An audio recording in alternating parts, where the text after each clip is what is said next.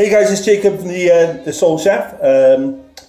What we're going to be doing today is a quick tutorial on how to make the caramelised onion bread with balsamic vinegar that I make for loaf and ladder. What I'll do first of all is I'll just go through some ingredients with yourself. So give me 2 seconds and I'll just switch that around for you. Okay, so the ingredients you'll need are 500 grams of strong white flour, plus the extra for dusting, which is over there. You're going to need 10 grams of salt, 20 grams of yeast. Okay, I prefer to use fresh yeast because I get better results from it. I get a better rise. You're going to need then 50 grams of butter, which is already in there, already chopped up, and then about 290 mils of water. Now, bearing in mind that what you're going to see in front of you at the moment is doubled up. So the recipe I'm giving you at the moment is basically for a single batch, which will give you 2 450 gram loaves or pound loaves, or one single 2 pound loaf, which is a 900 gram loaf then. So yeah, what we're going to do in the next scene then is I'm going to demonstrate then how to incorporate the fresh yeast into the lukewarm water. It's got to be really warm. Actually, it's got to be really warm, so that it gives it a better rise then, and it'll prove a lot better then. Okay. My fresh yeast. Now, some people may be asking, where am I going to get fresh yeast from? I only ever see dried yeast.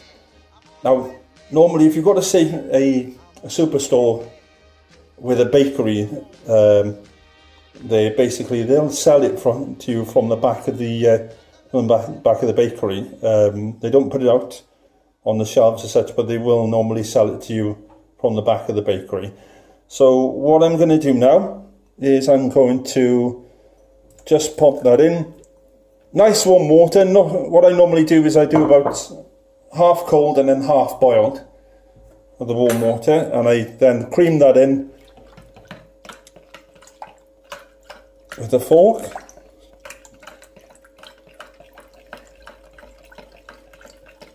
Until it all dissolves.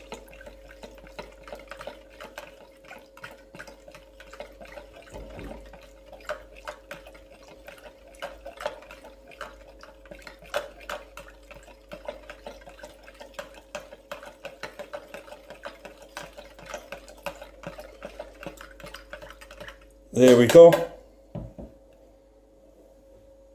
That's all dissolved now. So you want it like a milky consistency, basically. Now the next bit then that I'll be showing you in the next scene is how to incorporate the flour and the yeast and the water then.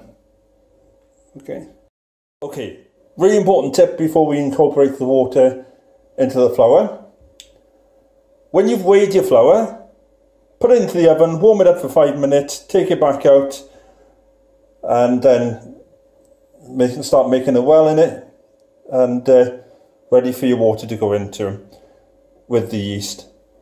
The reason why we're doing that basically is with the flour being warm, it then starts to activate the yeast a lot quicker. Okay, and with the flour spores then as well, it helps to soak up the water a lot quicker. So what I'm going to do now is just pour this very, very gently. Okay, just little by little into the flour. Now, you don't want to put all of it in at once, basically, because what will happen is you're not giving the flour enough chance then to soak up the water, and you're going to end up using more flour than you need to. So what I'm doing is I'm just using my hand like a claw and incorporating that flour very slowly into the water. Okay, kneading it as I'm going along, I'll just show you.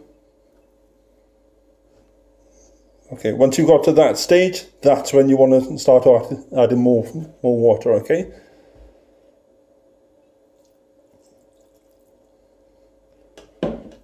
So I'll just do that again.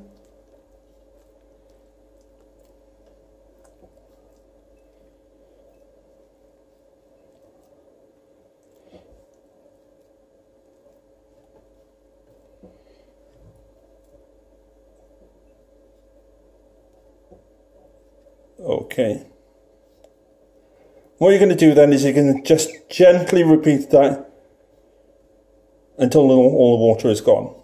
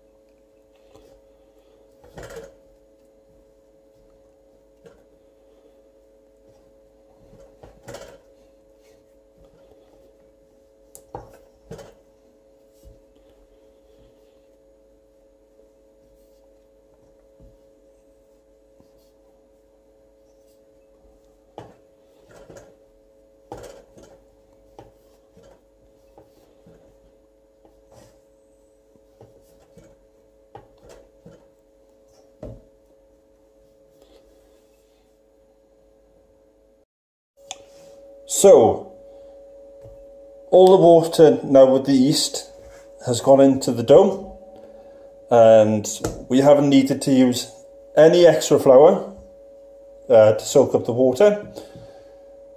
What you're looking for in your dough is a consistency where it pulls away your flour or your excess flour from the bowl. See,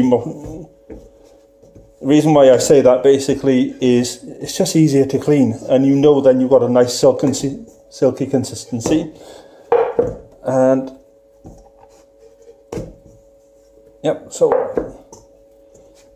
that's that then. What we're going to do next is to knead the dough. Okay, so what we're going to do now is we're going to knead the dough. The reason why we're doing that basically is to get the batter nicely distributed across the dough and to start to stretch the gluten grands. That'll help it prove a lot easier then. Okay, so we're just giving it a good stretch and rotating it.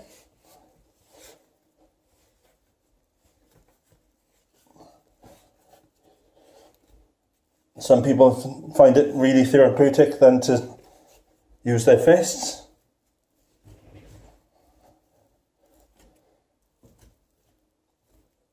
Now it's important when you're about to knead the dough not to put too much flour on the table, because what you'll end up doing is you'll end up drying out the dough. Plus it's really messy.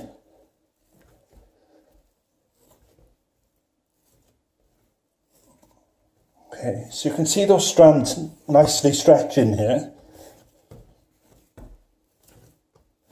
Okay.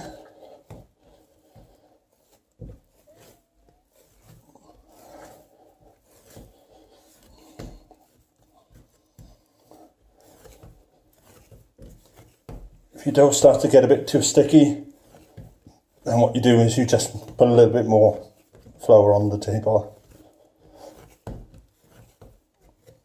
What I tend to do first of all is make sure the dough has cleaned up the existing flour on the table first of all before I add any more. Okay, so that's nicely kneaded. Okay. Next bit then is to allow it to prove, so we put it back in the bowl. Okay, and then what we'll do is we'll cover it over with cling film, and then allow it to brew for about an hour, so it should double in size. Okay, and then we'll go from there. So what you've been making up until now is a nice white tin loaf recipe. Now, here at the Soul Chef, we like to do things a little bit differently. So what we're going to do is we're going to turn this nice white tin loaf into a lovely marbled balsamic vinegar with caramelised onion loaf. Now, what I've done whilst the bread has been proving, I've sweated off some onions. Okay, you can use either red onions or standard onions. I prefer to use red because it gives it a nice, nicer effect than, visually. So what we're going to do now is we're going to get that, pop those onions back into the pan.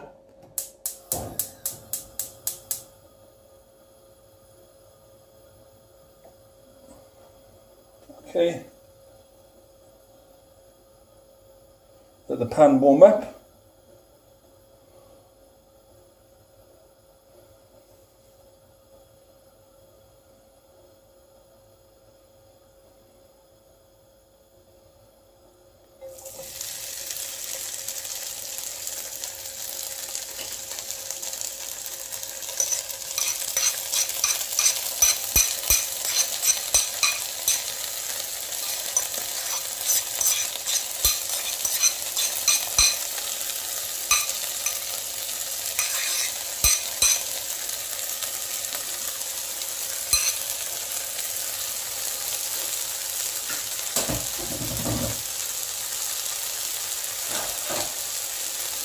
Now, I prefer my onions for this recipe to be cut into strips, okay, because it then runs through the bread a lot nicer then. So when you slice it, you're cutting into the bread, into the onion then as well.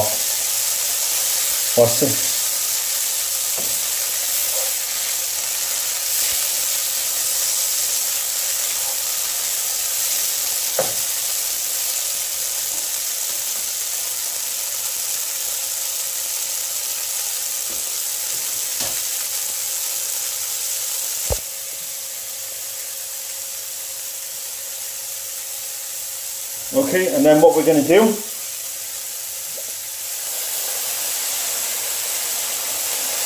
just cover the onions with some balsamic vinegar.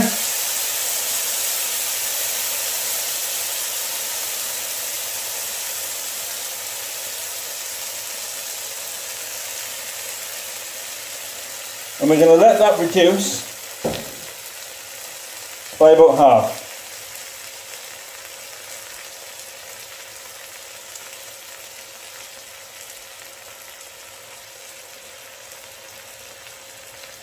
What will happen then is all that lovely sweetness from the balsamic vinegar and the onions will concentrate then.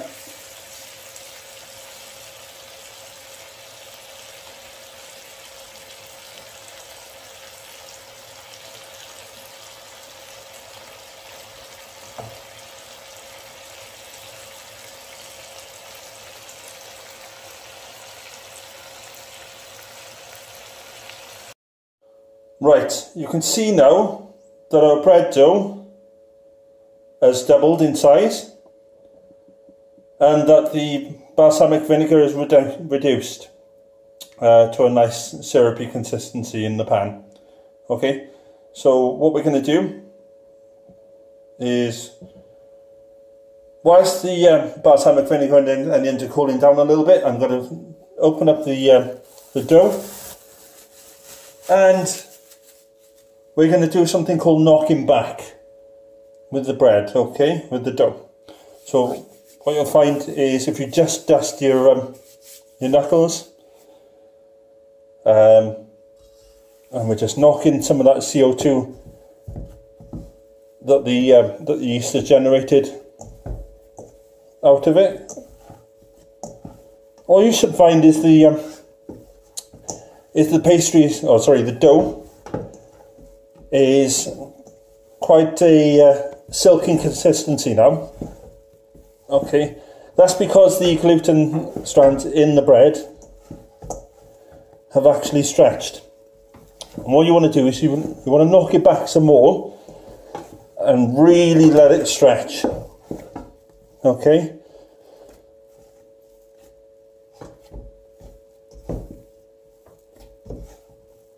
Give it a good hammering, I would say.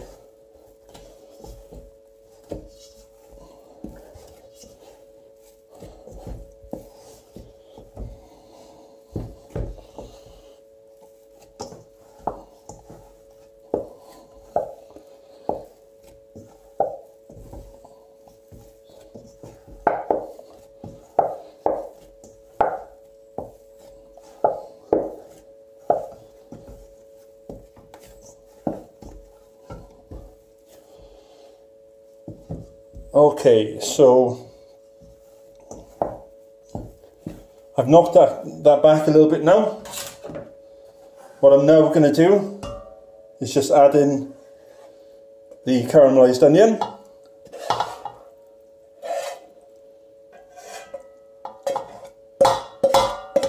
Okay.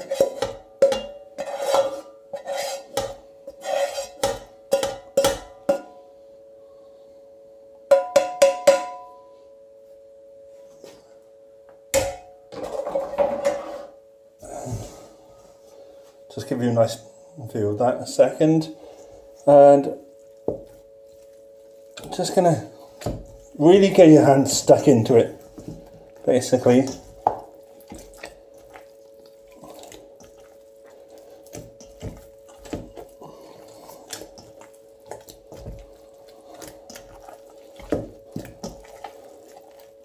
The reason why I do it this way is so you get a nice marbling.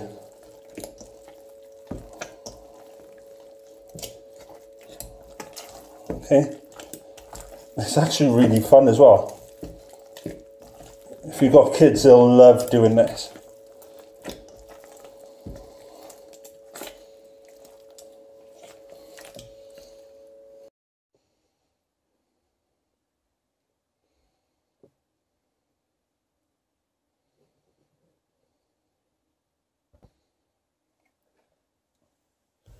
Okay, so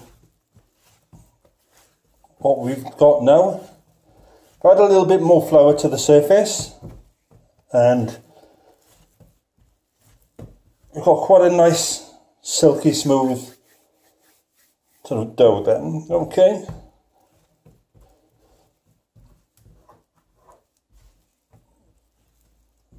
right, next part is now to grease up your trays, okay, and then shape your loaves and bang them on the trays, okay. But before we do that, what we need to do is we need to make sure that the doughs, if you're making multiple loaves out of the same batch, you need to make sure that the dough is equal weight for each batch. Otherwise they'll cook at a different rate. So just going to do that now.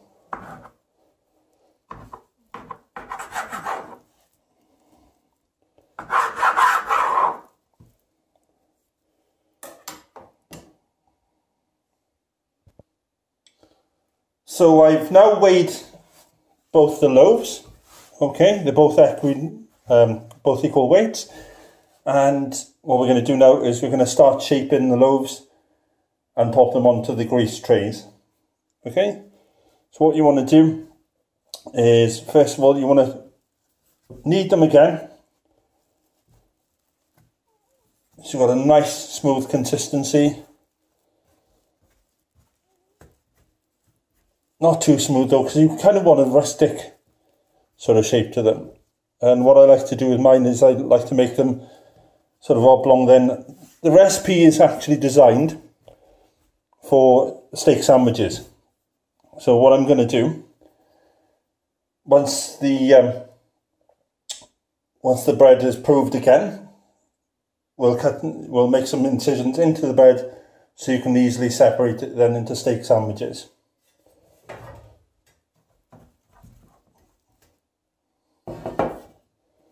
So just pop that one there.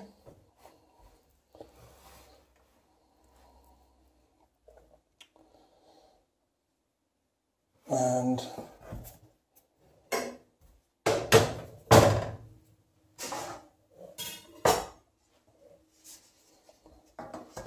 the next one on the other tray.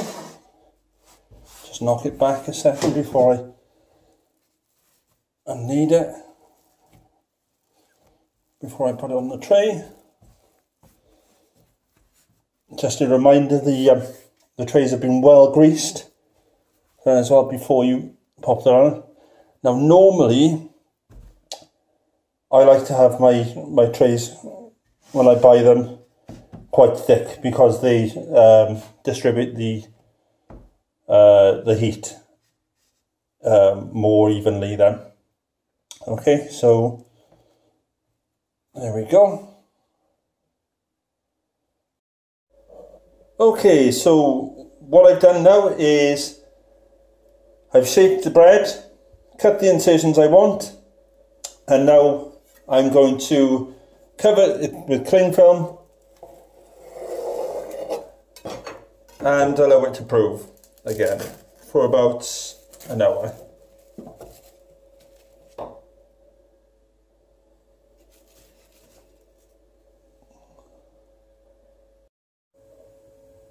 So you can see now that the loaf has been left for about an hour and it's doubled in size and it's ready to go into the oven.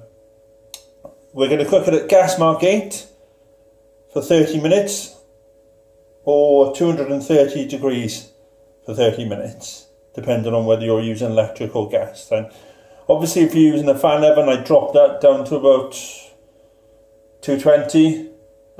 Just keep an eye on it then.